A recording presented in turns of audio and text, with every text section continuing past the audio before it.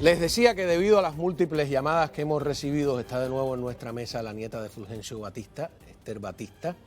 Y bueno, muchas gracias por regresar. Sé que has tenido el tiempo contado, que vives en España y que, bueno, tu familia ya está esperándote. ¿Cómo andas? Muy bien, muchas gracias por invitarme otra vez. Cómo no, un gusto, ¿no? Vienes acompañada de Diego Suárez, es una figura prominente de nuestra ciudad, además de la Fundación Inspira América, fue de la Fundación Nacional Cubano-Americana también uno de los pilares más importantes, y un hombre incansable que tiene hoy una historia que contar espectacular que tiene que ver con tu abuelo. ¿Cómo andas, Diego? Muchas gracias, Juan Manuel, por tenerme aquí en el programa y también acompañado por esta belleza cubana española. Ah, qué bien, qué bien. Así que formidable.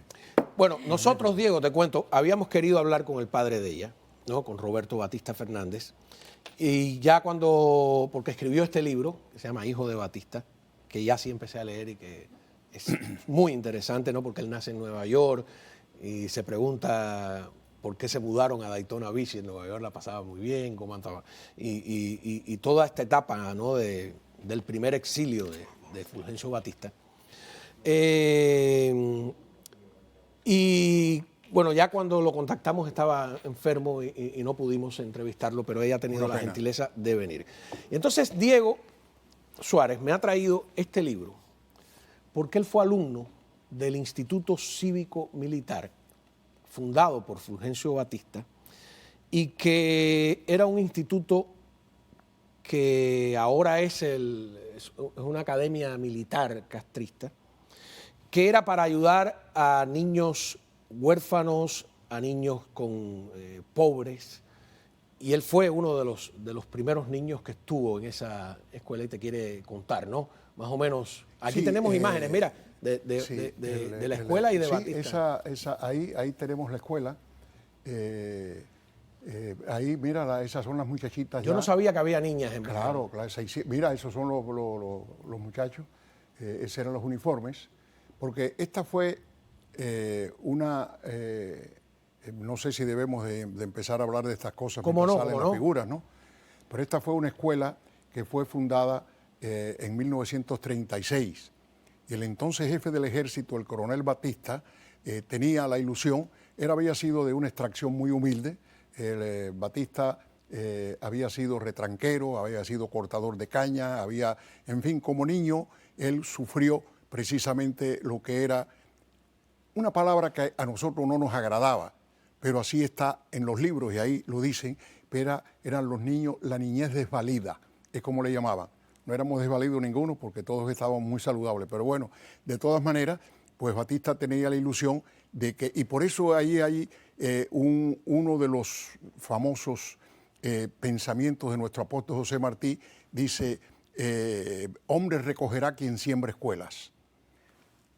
Tu testimonio personal, tú eras uno de esos primeros 200 y tantos niños, te digo, de los más pobres de Cuba. Te cuento. En 1938, el 15 de enero de 1938, se inauguró en Cuba lo que se llamó el Centro Superior Tecnológico de Ceiba del Agua del Instituto Cívico Militar, ciudad escolar. Allí se constituyó una ciudad donde ingresamos el 15 de enero de 1938, 125 niñas y 125 niños, que se supone que éramos de las clases más humildes, y las condiciones para poder tener una beca en esa escuela tenía que ser huérfano de padre, o el padre tenía que estar imposibilitado para trabajar, y tenía que ser hijo de obrero, de campesino o de miembros de la Fuerza Armada. ¿Y no pagaste nada por esa escuela? No, en lo absoluto. Pero a mí me enseñaron en las escuelas castristas que no había ningún tipo de educación gratuita. Eso era mentira. En Cuba la escuela era totalmente gratis y teníamos una escuela pública formidable. Una de las mejores escuelas públicas establecidas en América Latina era la que se había establecido en los 56 años de república que tuvimos.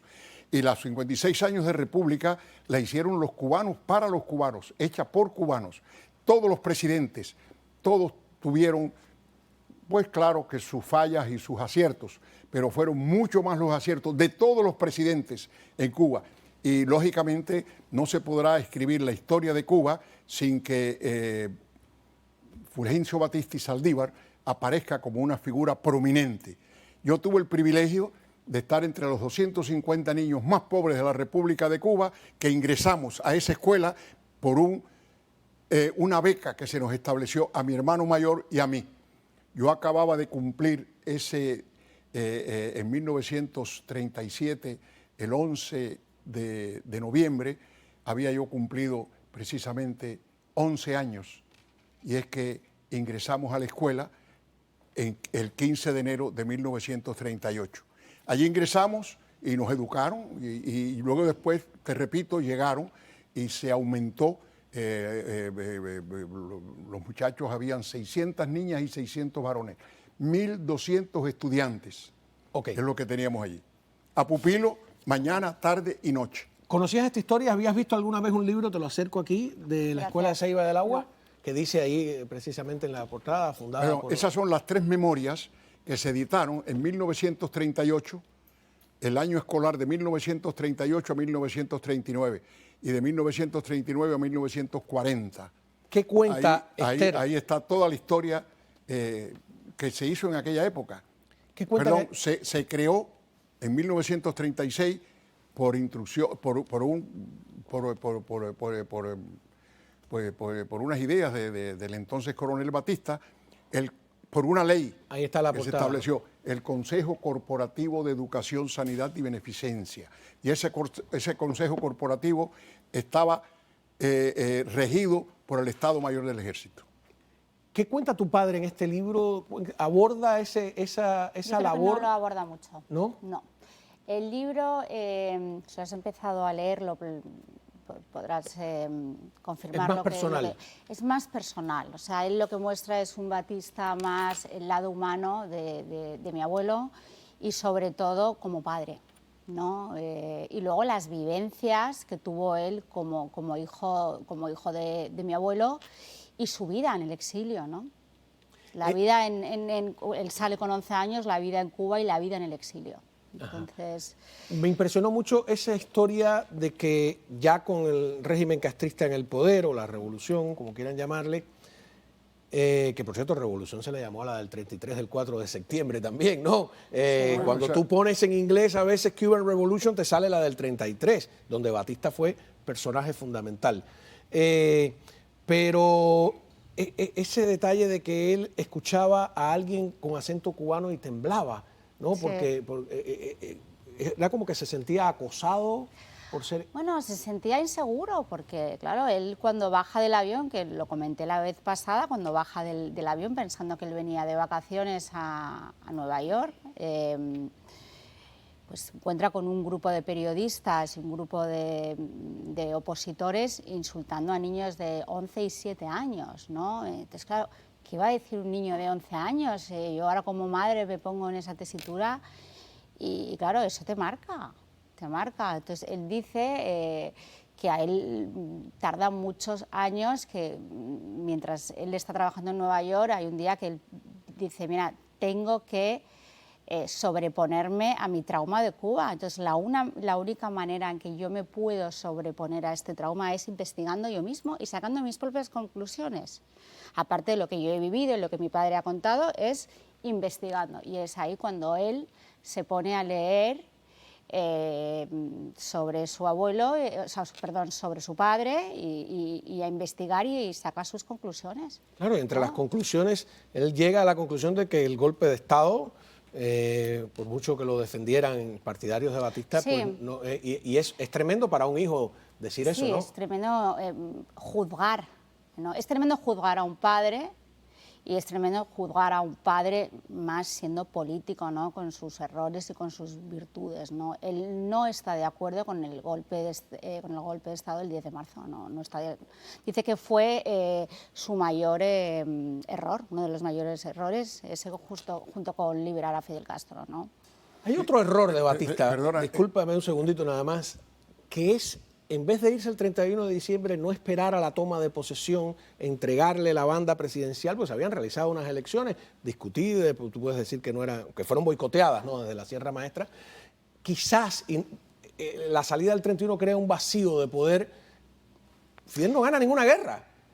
No gana nada, eso es un cuento. El 99% del territorio estaba en manos de las instituciones del gobierno. Se creó un vacío de poder y ese, a mi modo de ver, es una manera, sí, es un error. Pues si él espera y hace toda la transición ceremonial, claro, parece como que huye, ¿no? Claro. Pero yo lo que tengo entendido, y vosotros me podréis corregir, lo que le he oído a mi padre, lo que he que es importante leer, cómo lo ve tu padre, no nosotros. Que él constitucionalmente como que deja el país, no huye de alguna manera, ¿no? Entonces yo creo que eso sí que lo recoge en el libro y lo dice. Pero es verdad lo que dices, que si, de todas formas yo creo que quizás no lo hizo porque no había manera de llegar a un diálogo con esta gente. O porque a lo mejor temió que algunos de sus propios oficiales le iban a traicionar, ya estaban negociando. No, perdóname, con Fidel no Castro. es así, perdóname, no es así. Yo estaba allá, yo sé la historia, yo voy a decir verdades históricas. Vamos a hacer algo, para que tener tiempo. Vamos a ir a una pausa, me cuentas esa parte tan interesante excelente, de la historia. Verdades históricas. Y también les comentaba en el segmento anterior que el régimen castrista ha caricaturizado toda la etapa republicana de la historia cubana, que decir que antes del 59 solo había, Batista solo tenía enemigos, es como decir que después del 59 Castro solo ha tenido partidarios, y eso son manipulaciones de la historia. Estamos viendo imágenes para poner en un verdadero lugar las cosas con sus luces y sus sombras. Estas imágenes son después del asalto a Palacio de 1957. Millón y pico de personas. Donde nos han dicho que nos las han vendido la historia como si el 100% de la población apoyara el asalto a Palacio, que fue un hecho muy violento y revolucionario. Pero no nos han contado que hubo una manifestación el mismo en abril, por aquí tengo la fecha, el 7 de abril, correcto, con todas las fuerzas vivas del país, que es como se decía en el momento, asociaciones de obreros, de campesinos, de gremios de todo tipo. Así que estas imágenes borrosas que he encontrado en esta revista que tengo guardada hace mucho tiempo, cuando se la enseño a las personas que tienen más o menos mi edad, esta imagen tremenda, de multitudes apoyando a Batista, me dicen, yo no puedo creerlo. No se trata de apoyarlo, no. Perdón, pero vete más atrás, eso fue cuando el asalto a Palacio, pero en el propio 10 de marzo, después que se produce el 10 de marzo, donde fue una cuestión pacífica y donde el pueblo de Cuba aplaudió el 10 de marzo, no podemos negar que aplaudió. Hubo algunas protestas mínimas, pero creo que fueron 2 meses después, se hizo la manifestación más grande que se dio en Cuba en apoyo al presidente Batista. Y de las cosas que uno no entendía que sucedían en Cuba. Cuba, cuando Batista era el candidato para la elección de 1952, Batista no estaba entre los primeros simpatizantes del pueblo para ser electo Lo que estaba en cuarto o quinto lugar en las encuestas. Pero sin embargo, da el 10 de marzo, todo el mundo aplaude Bueno, no todo el mundo aplaudió, vamos a hacer No, yo estaba allá, perdóname, tú no habías nacido. Yo sé, yo no había nacido. Pero yo estaba allí y yo sé los que aplaudieron y los que no aplaudieron. Yo vengo a decir verdades históricas, yo no vengo a defender a tu abuelo, ni vengo a decir, yo vengo a decir la verdad. Y no es mi verdad, es la verdad histórica. La verdad también es que estas imágenes, mi generación no las ha visto. Vamos a ir a detalles, quiénes estaban ahí, porque tú puedes decir, no era la policía, no eran los militares. Oye, estaba la Confederación de Trabajadores de Cuba. A ver, algunos detalles de las fotos, por favor. Centro de detallistas, que son las tiendas, lo que hoy le dirían cuentapropistas, ¿no? De La Habana, comerciantes industriales de Marianao, todo eso está en esa revista que te encontré. Esas son verdades históricas. La Federación de Trabajadores Azucareros. Esto es otra, por favor. A ver. Hello. No, tenemos un montón ahí que teníamos sacada. A ver, préstame acá la revista, por favor. No, porque... Lo que pasa es que hay cosas más importantes que esa, Juan Manuel. Hay cosas más importantes. A mí me cuesta trabajo a veces determinar qué es lo importante. No, lo que pasa no es que es muy importante porque cuando ese sargento Batista, que es el que en definitiva el líder del movimiento del 4 de septiembre, en que obreros, campesinos y estudiantes se unieron a las clases. Era la cooperativa de ómnibus aliados, claro, los administradores y accionistas de rutas. Montones. Era organizaciones obreras, organizaciones campesinas, los cafetaleros, los de todo, ¿no? En Cuba le llamaban las clases vivas. Ajá. las Fuerzas Vivas también, ¿no? Le había escuchado, la Federación de Detallistas, la Lonja del Comercio, calles comerciales, representación, asociaciones comerciales industriales del Vedado. Entonces, yo no digo quién tenía o no razón, ¿no? La cooperativa de agentes. Pero tenemos derecho a ver esta otra parte de la verdad. Pero es que hay cosas más importantes de Batista que hay que señalar, y eso es lo que la tiranía castrocomunista, desde que asaltó el poder en 1959, pues quiso hacer una nueva historia y borrar la historia de la Cuba republicana. Y en los 56 años de república, Batista tuvo un factor importantísimo. Porque ¿por qué cosa tenemos y todos queremos y decimos que teníamos la constitución más avanzada en el hemisferio occidental? La Constitución de 1940. Eso se hace mediante una convención constituyente que es Batista quien la propicia y Batista quien la crea. Y Batista, cuando sale electo en 1940, que crea la coalición socialista popular. Es el primer presidente de la Constitución de 40, electo. Sí, pero antes de eso, siendo jefe del ejército, es que se crean los centros superiores tecnológicos, uno en cada provincia, pues no solamente de Ceiba del Agua, porque eso era para que los muchachos que no tenían posibilidades económicas tuvieran las mismas posibilidades que las clases adineradas. Así se hablaba en aquella época. Entonces, en esa escuela teníamos los mejores trajes. El traje, como ustedes ven ahí en el desfile que se veía, fue el propio coronel Batista en esa época que le dijo, no, yo quiero un diseño de traje que sea igual a los de la academia de West Point, la mejor academia militar del mundo, la West Point. Ese es el que yo quiero. La Coral de La Habana, que era muchachas adineradas de la clase ricas de Cuba, tenían una coral formidable. Batista cogió y dijo, ¿quién dirige la Coral de La Habana? María Muñoz de Quevedo. Mire, coronel, es imposible porque ella es una española que ha venido. Dice, bueno, vamos a... Batista se reúne con ella, el encanto que tenía tu abuelo, que era también era un líder formidable, y es lo que yo me recuerdo de niño, porque yo quiero que sepas, Esther, que tu abuelo invitaba e iba a la escuela a reunirse con nosotros, los niños. Y en 1900, y esto lo voy a decir con mucha nostalgia y tengo que aguantarme para no emocionarme, porque ya los viejos nos emocionamos muy fácil cuando recordamos cuando éramos niños. En 1938 ingresan los 250 niños.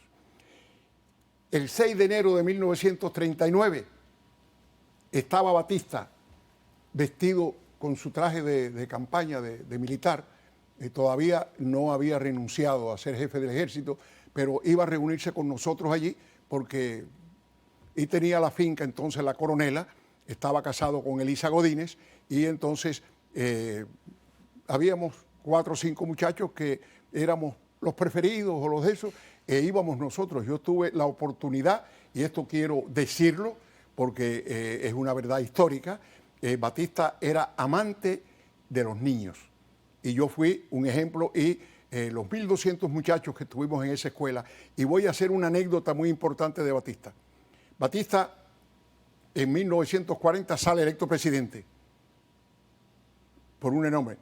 Nosotros, un grupo de unos muchachos que tocábamos en la banda de música, cuando se forma la banda de música, el Estado Mayor del Ejército, donde creo que tu abuelo perteneció a la banda de música, Batista dio instrucciones al Estado Mayor que quería que formaran una banda de música con esos muchachos estudiantes y que eran gente que no tenían los medios.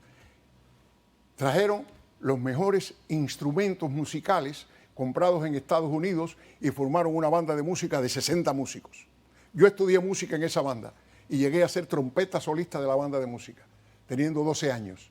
Y cuando yo tenía, en 1940, Batista nos invitó que fuéramos con él en el tren presidencial en 1940 y recorrimos del Pinar del Río hasta Oriente. Nos pasamos una semana con Batista, comiendo con él y hablando con él. Ahora, y salíamos cuando Batista decía los discursos, unas cuestiones increíbles. Nos invitaban luego después también a ir a la finca para que estuviéramos compartiendo con Papo y con Mirta, que eran entonces unos niños, serían de la edad nuestra hoy. Los dos fallecieron ya. Sí. Y allí nos reuníamos nosotros en la finca. Y yo llegué a conocer ese Batista. Jamás en la escuela se le inculcó a ninguno de los niños aquellos. Yo estaba entre ellos y doy fe de eso. A ningún muchacho se nos dijo, acuérdese que quien nos protege a nosotros es Batista. No cree en Dios, Batista es quien le trajo los instrumentos. Esto jamás. Ni felicidad se escribe con F de Fulgencio. Diego, tenemos que dejarle tiempo a ella que hable. No, pero es que hay que hablar de Batista, no de ella. No, pero está muy bien. Hay que hablar de Batista, porque son cosas que son realidades históricas. Yo quiero resaltar la realidad histórica, la parte positiva que hizo Batista de 1940 a 1944. Institucionalizó la nación y creó instituciones crediticias para los que no tuviéramos facilidades de eso, pudiéramos también iniciar nuestros negocios sin competir con la empresa privada. Porque en Cuba jamás los gobiernos participaron, como es ahora que todo es el gobierno. Bueno, y toca luego de hacer juzgar históricamente, ¿no? Que, como me dijo alguien, cambiamos un dictador de 8 años por uno de 60, por una dictadura de 60. Sí, pero es que Batista no era dictador, esa es la cosa, que tú tienes la mentalidad porque a ti te educaron en eso y tú dices todavía es dictador. Batista no era dictador, asaltan un cuartel, matan a muchachos que habían estudiado en la escuela, porque cuando se graduaban en la escuela, los muchachos salían graduados. Yo me gradué a finales del 44. Yo tengo otro concepto, todavía, claro, que no era un dictador de derecha, sino de izquierdas. No, ni de izquierda ni de derecha. Batista eso lo podemos discutir. Ese es un término que no le gusta al régimen castrista. Nunca fue dictador. Si Batista hubiera sido dictador, las cosas que pasaron, el que pueblo pasaron cubano después no tiene hubieran derecho pasado. a que esta mesa esté en La Habana y que esto se discuta en Cuba y que se le enseñen estas imágenes y estos testimonios. Porque la gente cree que el único que ha reunido multitudes en Cuba es Fidel Castro, ¿no? Cuando la reunió no solo Batista, Grau San Martín, reunía multitudes, José Miguel Gómez era un líder de multitudes, y entonces venden este cuento. Pero a la vuelta yo le tengo un regalo a ella, que te prometí en el programa anterior, que es la visita que hice hace como 2 años atrás, antes de la pandemia, al museo de Batista en Daytona Beach. Lo he editado porque es más largo. Ya regresamos. Bueno, continuamos aquí con Esther Batista y con Diego Suárez, que tiene derecho a regañarme. Yo le doy permiso en público. Mira, bueno, para eso somos amigos, chicos. Este es una invitación a que vayas al museo de tu abuelo, que encierra también una gran mentira que el régimen castrista ha dicho sobre ese museo. Fui acompañado del director de cine Lilo Vilaplana y lo he reeditado un poco más corto para que lo veas. Adelante. La galana del Museo de Artes y Ciencias de Daytona Beach nos recibe con una obra tan extraordinaria como desconocida, La Coronación de la Virgen de la Trinidad, realizada en el siglo XVIII por José Nicolás de la Escalera, posiblemente el primer gran pintor de la historia del arte cubano. Y más allá, todo un tesoro, varios retratos bellísimos de Romagnac y de Menocal.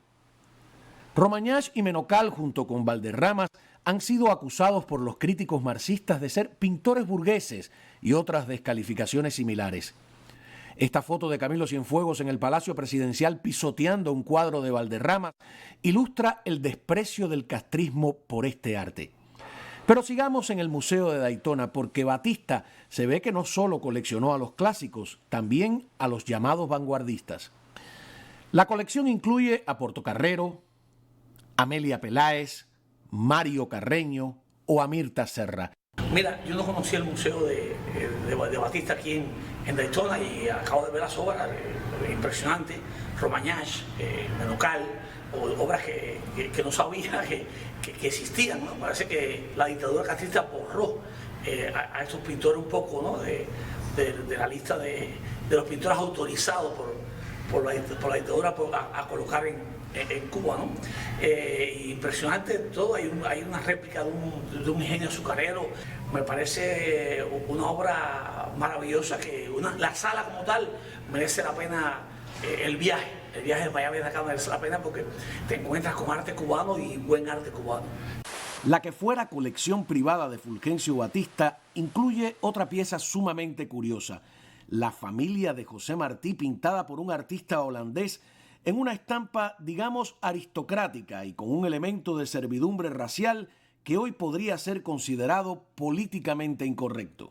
En fin, la colección de arte cubano del Museo de Daytona Beach debería por sus propios méritos estar incluida en todos los catálogos del arte nacional, pero es además por su procedencia un documento inigualable de la turbulenta historia de la nación cubana.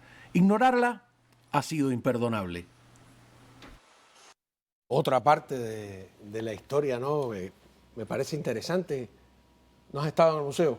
Sí, déjame decirte, el pintor Valderrama, en 1940, después que Batista sale presidente, en el lobby de la escuela, en el centro escolar, habían una serie de pinturas importantes de Valderrama, de todos los pintores de aquella época. Pues el centro escolar era un centro escolar para que pudiera tener 1.200 estudiantes en ese edificio, pues ya ustedes se imaginan qué clase de edificio era.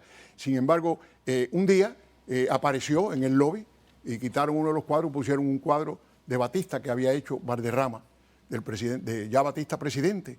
Batista fue a visitar ya de presidente y se sorprendió, y el entonces director le enseñó como una cosa grande a Batista, y para gran sorpresa de todo el mundo, Batista, y esto me enteré yo después que sucedió, yo de hombre, me lo explicó el doctor Gustavo Adolfo Bock.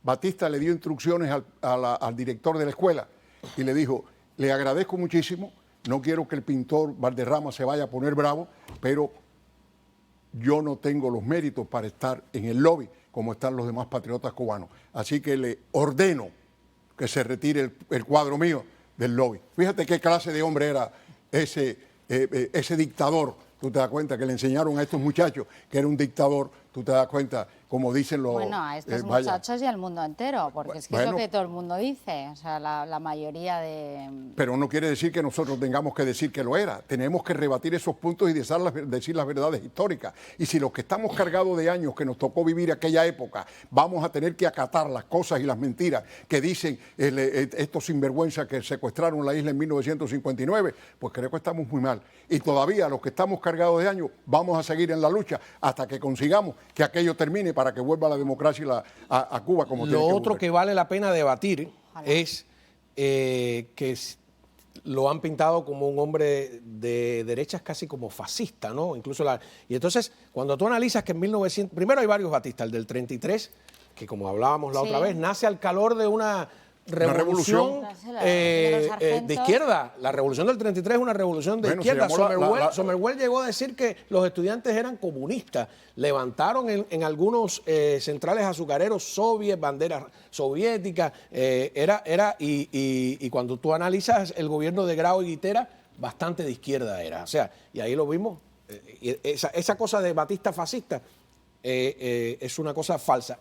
Luego no saben que en el 40 ganó las elecciones, a pesar de la sorpresa de que no ganó la constituyente. Quien más probablemente constituyentes tuvo con una elección fue el Partido Auténtico. O sea que podría parecer que no iba a ganar la constitución de la elección de 1940. Y después está, bueno, el Batista del 52, que es el que más han vendido, por supuesto, por todo lo que parece que es el único Batista que existe, el del 52. Exacto, hay un hombre que ocupó la historia de Cuba desde el 33 hasta el 59. Verdades históricas. Cuando se crea la constituyente, el presidente de la constituyente, Carlos Márquez Sterling, se fue a ver al entonces coronel Batista y le dijo: coronel, tenemos un problema. Los comunistas han cambiado de nombre y se llaman Partido Socialista Popular. Y están participando y tenemos a fulano. Habían... por ahí tengo imágenes de los comunistas apoyando a Batista, por ejemplo. Y de Alicia Alonso también. Pero escucha esto. Entonces eran un partido organizado bajo las leyes que se habían organizado. Y entonces Batista, para que sepas quién era tu abuelo, le pregunta a Carlos Márquez Sterling: bueno, pero esos que usted dice... ¿son cubanos o son rusos? Entonces, Carlos Márquez le dijo: no, son cubanos. Si son cubanos y tienen un partido, nosotros vamos por la ley, don Carlos. Así que, por eso es que en la Constitución del 40 participaron todas las representaciones de todos los partidos políticos, incluyendo al Partido Socialista Popular. Otra cosa que puede decir el régimen es: mira, están ahora tratando de lavar la imagen, ¿no? De lavar la imagen, de sacar a Batista. La verdad que es un fenómeno que se ha dado en todos los países comunistas, ¿no? Y fíjate que en la Rusia de la poscomunista, la figura del zar, tan denostada, y de la familia del zar, asesinada por Lenin, se ha ido recuperando para ponerla en el verdadero, en el lugar histórico que le corresponde, ni a un lado ni al otro, el que le corresponde.